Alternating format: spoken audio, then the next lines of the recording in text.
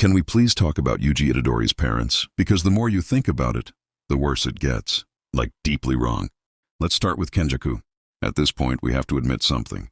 Kenjaku is not just evil. Kenjaku is dedicated. This man did not casually mess with Yuji's bloodline. No, this was a long-term project. A passion project. A full-time commitment to the craft.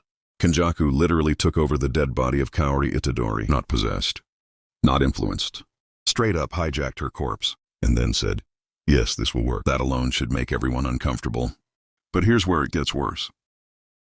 Something is seriously wrong with that man.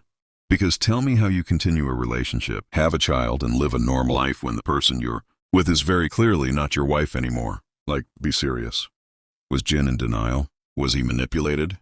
Was he so desperate for a family that he ignored every red flag waving directly in his face? Because this wasn't just my wife changed. This was my dead wife came back wrong, and yet he still had a child with her. That's the part that makes people question his sanity. Not because Yuji exists, Yuji is innocent, but because Jin's choices make sense unless something was deeply broken already. And Kenjaku? Kenjaku absolutely knew that. That's what makes this even darker. Kenjaku didn't just experiment on bodies. He exploited loneliness, desperation. Yuji wasn't born from love or accident.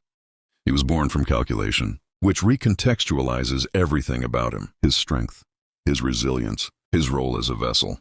Yuji was engineered, not just physically but emotionally doomed from the start. And the most tragic part?